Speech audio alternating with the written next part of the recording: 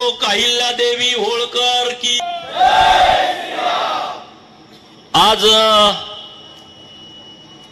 अहिल्यानगर येथे महाराष्ट्राच्या इतिहासामधला एक महत्त्वाचा कायदा राज्य सरकारने आणावा यासाठी आपल्या सर्वांच्या उपस्थितीमध्ये या हिंदू जन आक्रोश मोर्चाचं आयोजन केलेलं आहे। मी बोलण्यापूर्वी ज्यांनी आपल्याला मार्गदर्शन केलं या मतदारसंघाचे कार्यसम्राट कर्तबगार आमदार मताच्या राजकारणाचा विचार न करता हिंदू धर्माच्या संरक्षणासाठी जे उघड भूमिका घेत आहेत ते सन्माननीय आमदार माननीय संग्राम भैया जगताप साहेब, व्यासपीठावरती उपस्थित माननीय दाळेताई, पत्रकार मित्र आणि पोलीस मित्रांनो, आज ज्या भगिनीला न्याय मिळावा म्हणून आपण एकत्रित झालोय ती माझी बहीण ऋतुजा ही नुसती 7 महिन्याची गर्भवती नव्हती, ती एक गर्भवती भगिनी नव्हती तर हिंदू धर्मावरती निस्सीम प्रेम करणारी, हिंदू धर्मांच्या परंपरांचं तंतोतंत पालन करणारी आणि हिंदू म्हणून ताटमानेनं जगलेली आणि हिंदू धर्मासाठीच स्वतःचा प्राण दिलेली एक धर्मरक्षक भगिनी होती। आणि तिला न्याय मिळावा, तिला ज्या पद्धतीने अन्याय अत्याचार केले त्या सर्वांना कायद्याच्या माध्यमातून कठोरातली कठोर शिक्षा व्हावी यासाठी आपण सगळेजण एकत्रित आलोय। सांगली जिल्ह्यातली ही घटना आहे। एका वेल एज्युकेटेड फॅमिलीतली ही मुलगी आहे जिचे वडील डॉक्टर आहेत, जिची आई गृहिणी आहे, परंतु हिंदू धर्माच्या परंपरेचं पालन करणारी आहे। ज्या आईनं ऋतुजावरती खूप चांगले संस्कार केलेले आहेत। कोरोनाच्या काळामध्ये जेव्हा लॉकडाऊन होतं, जेव्हा आपण बाहेर पडू शकत नव्हतो, त्या काळामध्ये हे जे ऑनलाईन पद्धतीनं वधूवर सूचक मंडळ चालवतात अशा मंडळाकडून ऋतुजासाठी एक स्थळ आलं। तेव्हा बाहेर जाणं येणं नव्हतं, त्यांना त्यांच्या घरी जाऊन पाहणी करता आली नाही आणि त्यांचा विवाह झाला। विवाह करून ही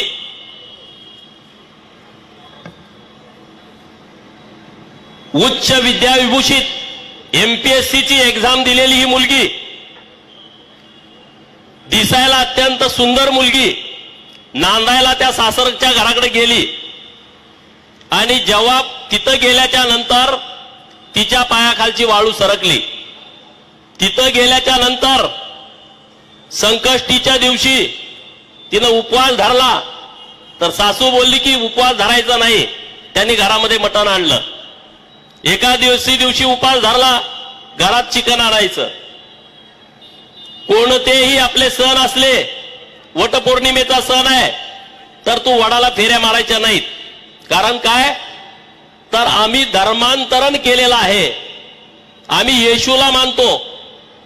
आपल्या घरामध्ये आता देव नाहीत, देवाऱ्यामध्ये ते देव सगळे आम्ही कृष्णा नदीत विसर्जित केलेले आहेत असं तिच्या सासूनं, सासऱ्यानं आणि नवऱ्यानं सांगितलं।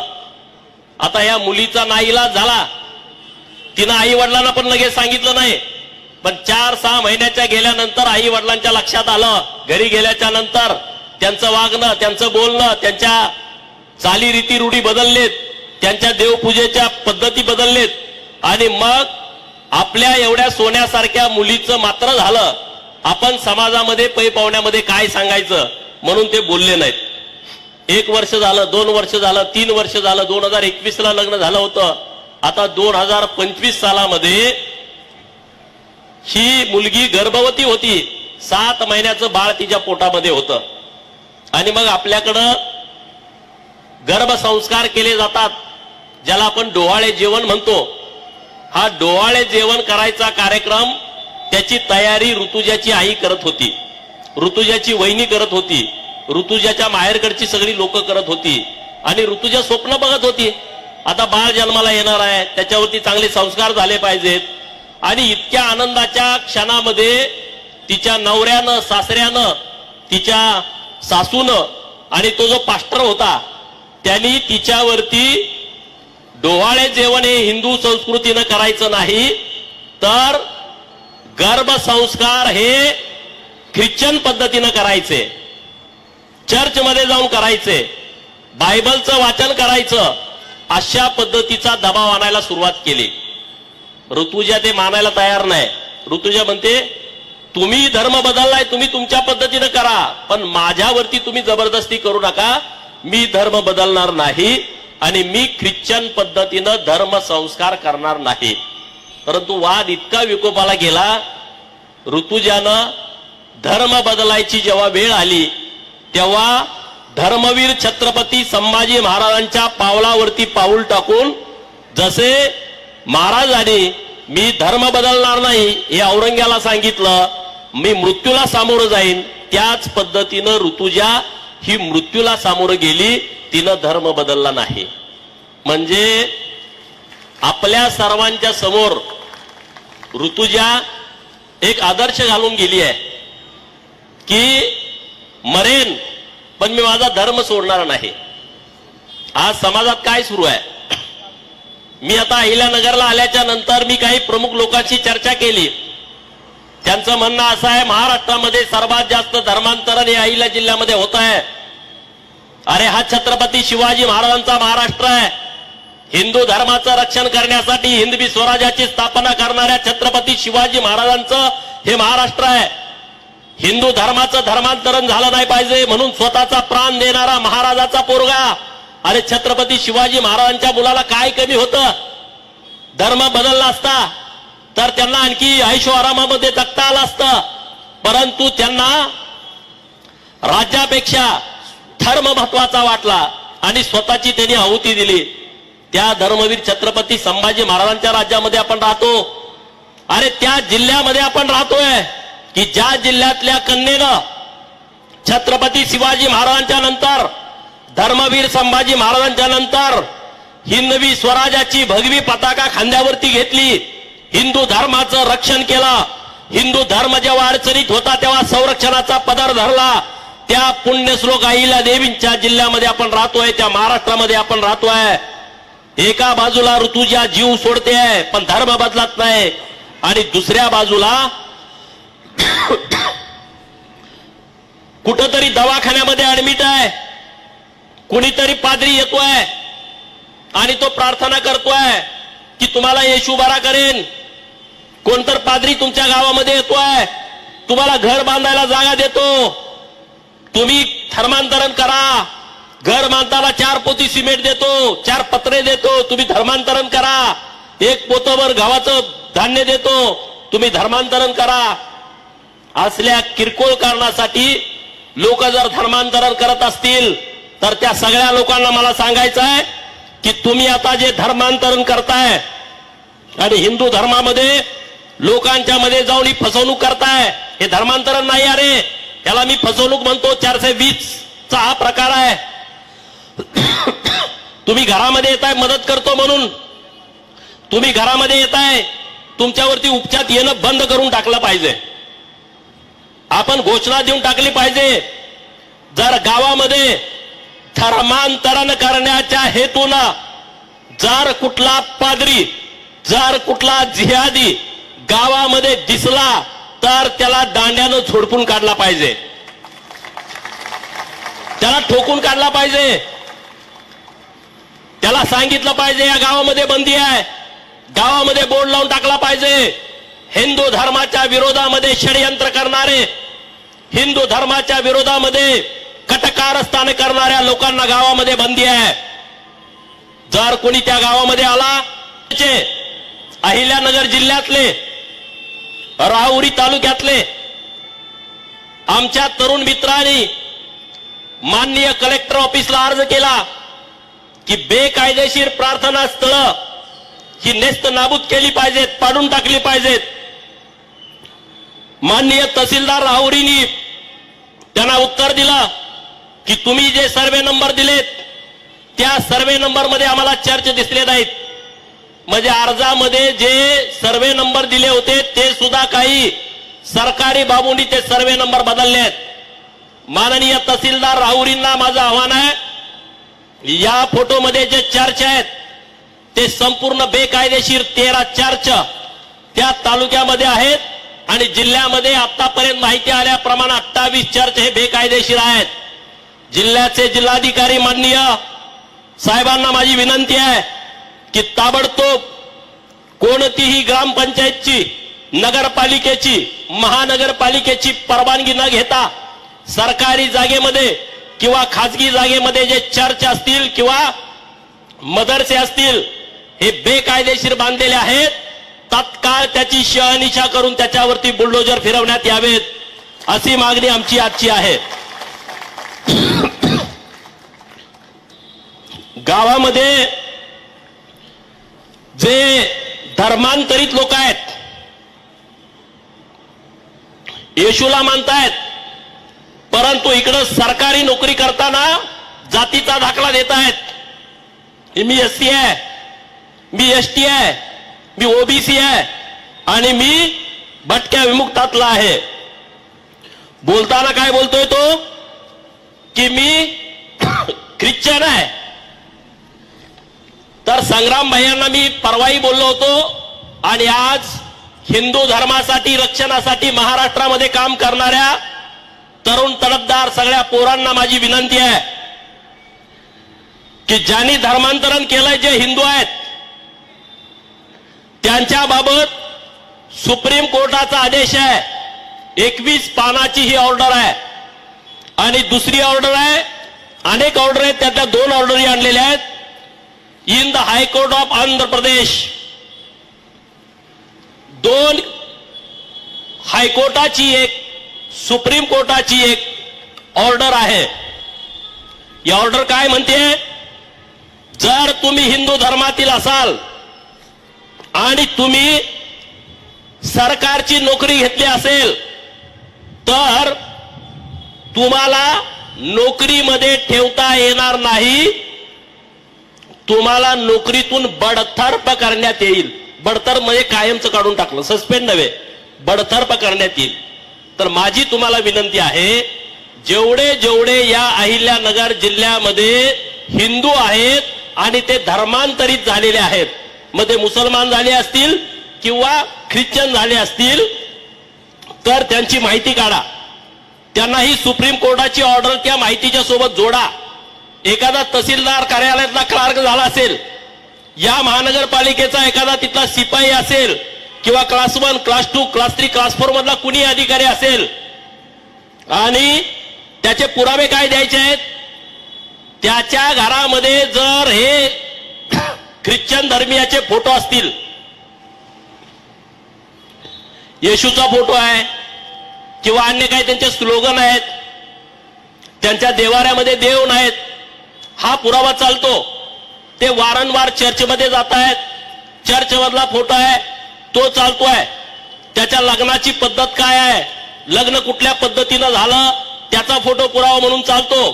तो मेल्यानंतर त्याचे अंत्यसंस्कार काय केलेत, अंत्यसंस्कार ते दफन करतात, त्याचा फोटो चालतो. फेसबुकला त्यानं जर पोस्ट टाकली असेल त्याच्या अकाउंटवरून चेक करा, सगळ्यात फेसबुकवरची पोस्ट त्याची असेल ती चालते, व्हॉट्सअपवरचा स्टेटस असेल ते चालतंय. ही सगळी माहिती गोळा करायची, त्यांची यादी तयार करायची. महानगरपालिकेमध्ये बरेच असतील, 5-50 जण 100 निघतील, जिल्हा परिषद मध्ये तेवढेच निघतील, तहसील कार्यालयामध्ये तेवढेच निघतील. यांची फक्त यादी काढा. जिल्हाधिकारी साहेब अहिल्यानगर, आयुक्त महानगरपालिका अहिल्यानगर, प्रत्येक तहसीलदार, प्रत्येक बीडीओ सगळ्याकडे तुम्ही देऊन टाका तुम्हाला मी 100% विश्वासानं सांगतो, हे घर वापसी केल्याशिवाय राहणार नाहीत, नाहीतर हे अन्नाला भाग होतील. आम्ही एखाद्या गोष्टीत हात घातला तर आम्ही त्याचा शेवट करतो. आणि आता आम्ही या विषयामध्ये संग्राम भैया आहेत, मी आहे, तिकडे नितेश राणे साहेब आहेत. आम्ही पूर्ण वेळ ठरवलाय. आता ह्यांना ठोकम ठोकी करायची, ह्यांना सुट्टी द्यायची नाही.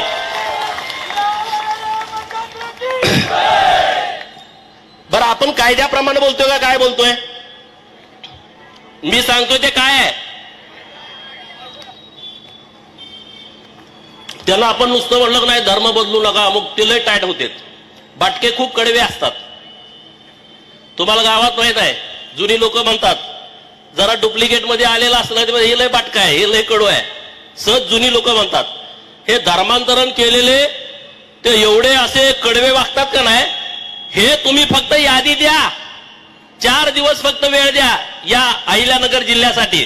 हे कुणाच्या घरी धर्मांतरण करा म्हणून परत जाणार नाहीत. कारण येशू वाचवू शकत नाही ना, कसा वाचवणार?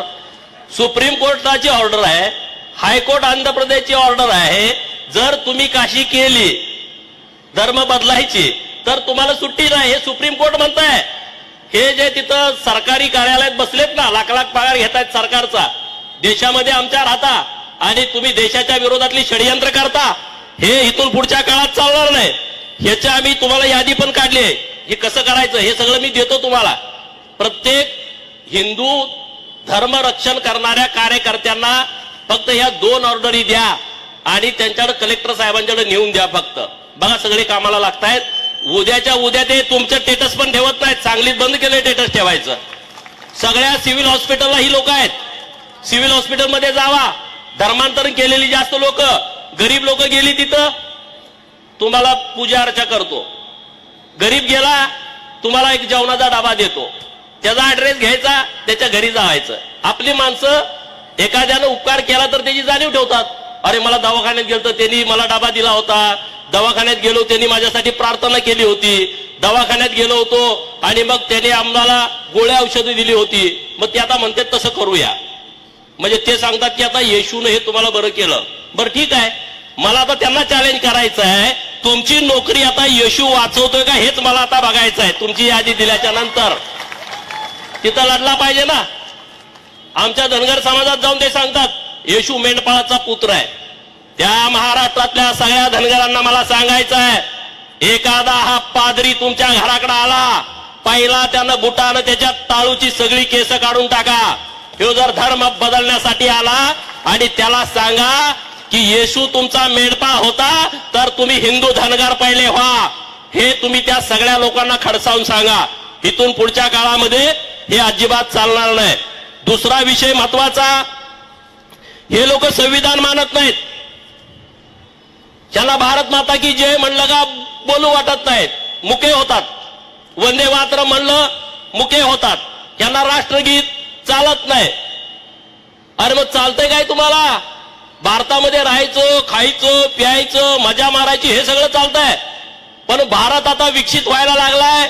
यांचा बाप मेला, यांना नको वाटतंय. यांना कुणाचं पडलंय? तिकडचे जे 57 मुसलमानांचे देश आहेत त्यांचा पुळका यांना जास्त.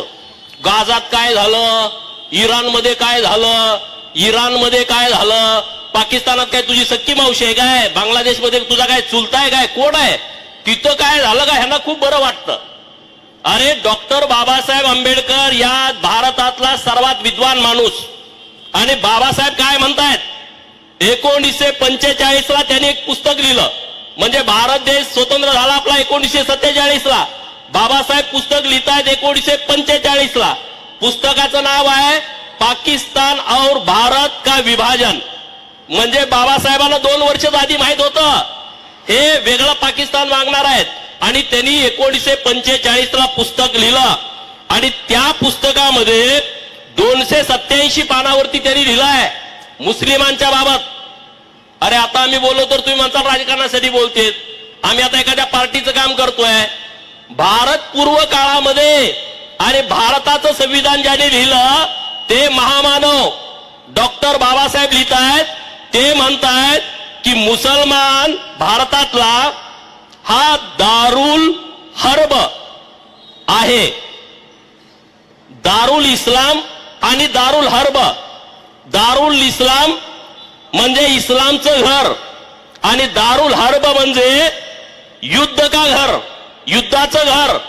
या भारतातला मुसलमान हे भारताला युद्धाचं घर मानतोय असं गोपीचंद पडळकर म्हणत नाही.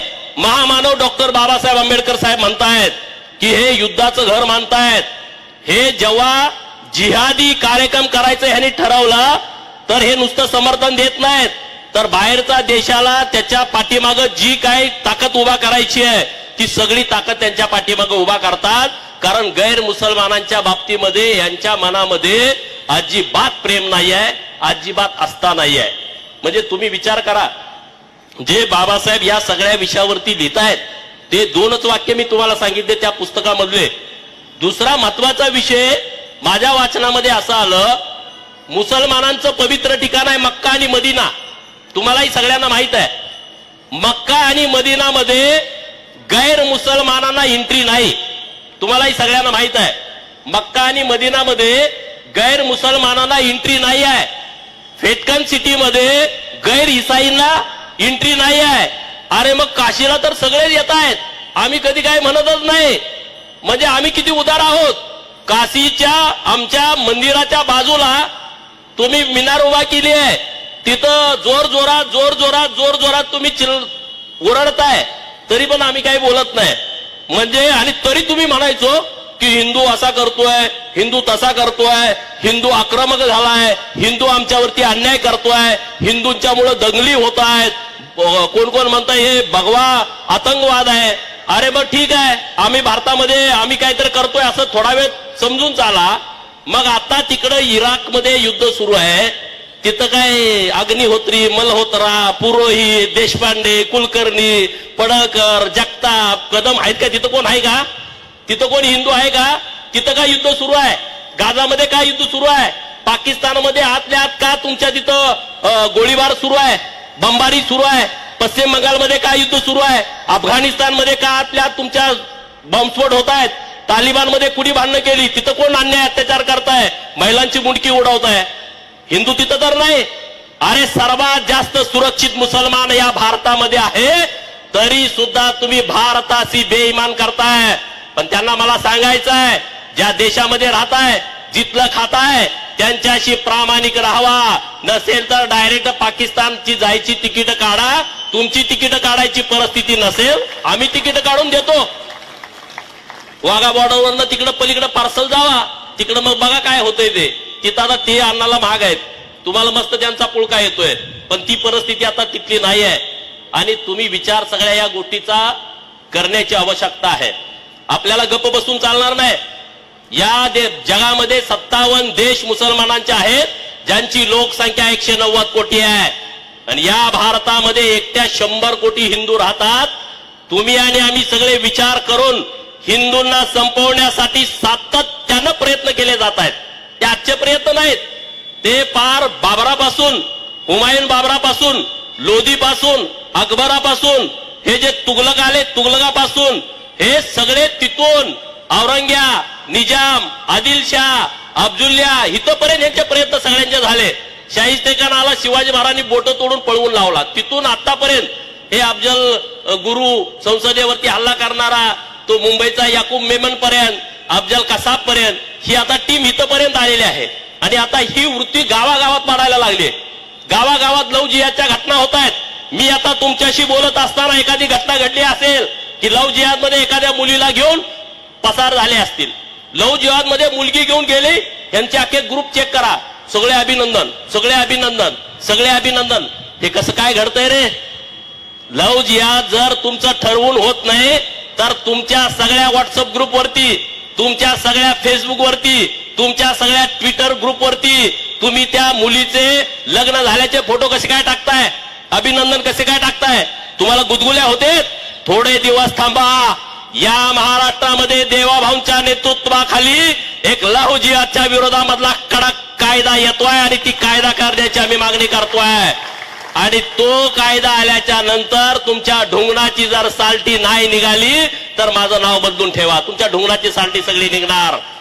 धर्मांतरण विरोधी कायदा महाराष्ट्रामध्ये आम्ही मागणी करतोय, सरकारकडे आम्ही आवाहन करतोय. अरे आमची ऋतुजा बहीण गेली, अरे तिला तर जगता आलं असतं ना.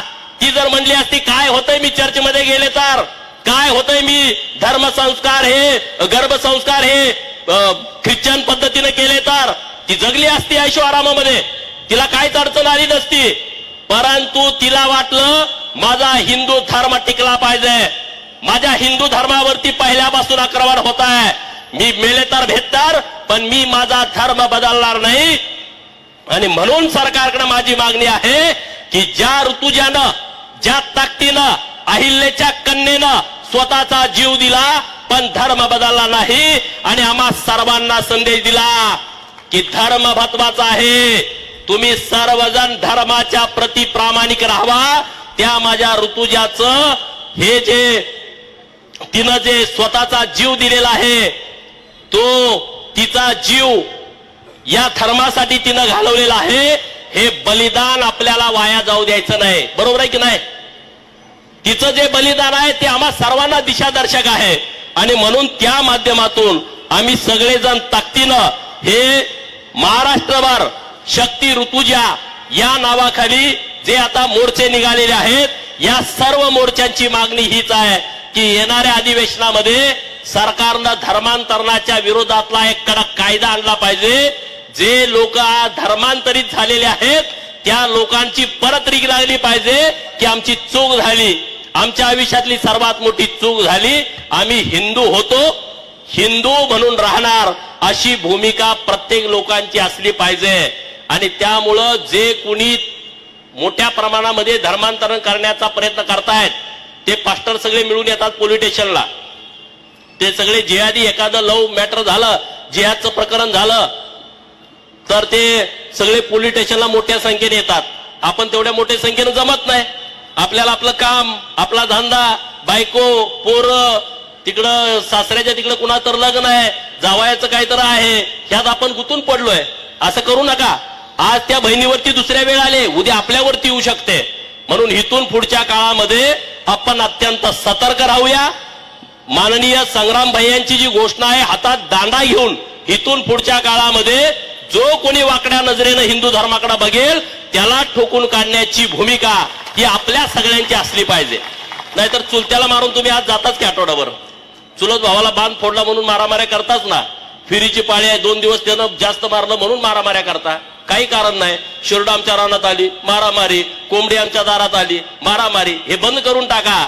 असा जिहादी कोणी घुसला ठोकला, अरे सन्मानानं लोक पण तुम्हाला म्हणजे अरे चांगलं काम केलं तू धर्मासाठी.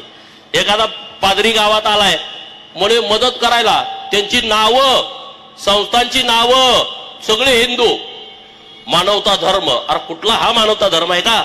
म्हणे भाईचारा, हम सब भाई भाई आहे. कुठला भाई भाई, कुठला भाई भाई? हिंदू धर्माकडे इकडे वाकड्या नजरेनं बघता, हिंदू धर्मातल्या आमच्या मुलींच्याकडे वाकड्या नजरेनं बघता आणि तुम्ही भाईचाराच्या गोष्टी आम्हाला सांगता. हा भाईचारा तुमच्यासाठी नाही, फक्त तुमची फसवणूक करण्यासाठी भाईचारा आहे. त्यांचा भाईचारा फक्त त्यांच्यातच असतो, तुमच्या आमच्यासाठी तो भाईचारा अजिबात नसतो. जेव्हा त्यांची संख्या कमी असते तेव्हा ते नम्र राहतात, जेव्हा त्यांची संख्या तुमच्या बरोबरीने असतात तेव्हा ते गुरगुरायला लागतात, आणि जेव्हा तुमच्यापेक्षा संख्या जास्त होते तेव्हा तुम्हाला कोलून टाकतात, स्वतः सगळ्याचे सम्राट होतात. हे उदाहरण मालेगावला तुम्ही बघितलंय. लोकसभेमध्ये भाजपच्या उमेदवाराला 1,95,000 मतं विरोधात पडली, नुसती 5,000 मतं पडली लोकसभेला 2024च्या एप्रिल महिन्यामध्ये. आणि 2024च्या नोव्हेंबरमध्ये विधानसभेची निवडणूक झाली. महाविकास आघाडीच्या उमेदवाराचं डिपॉझिट जप्त झालं आणि त्यांचाच माणूस तिथून आमदार झाला. म्हणजे तुम्ही विचार करा, ते जोपर्यंत तुमच्या लेवलला येत नाहीत तोपर्यंत ते बोलत नाहीत. जेव्हा तुमच्या लेवलपेक्षा 50% 51% होतात तेव्हा ते तुम्हाला सोडत नाहीत. ही गोष्ट तुम्ही नेहमी लक्षात ठेवा. आणि इथून पुढच्या काळामध्ये आपण सगळेजण सर्व शक्तीनिशी एकत्र येऊया. आता निवडणूक नाही, राजकारण नाही, निवडणुका 29ला आहेत, पण आता आपल्याला धर्मासाठी आणि ऋतुजाचं जे बलिदान गेलंय तिला न्याय मिळवून देण्याच्या दृष्टिकोनातून आपण सर्वजण ताकदीने एकत्रित येऊया. एवढंच या निमित्तानं बोलतोय. गर्व से कहो गर्व से कहो जय हिंद, जय महाराष्ट्र.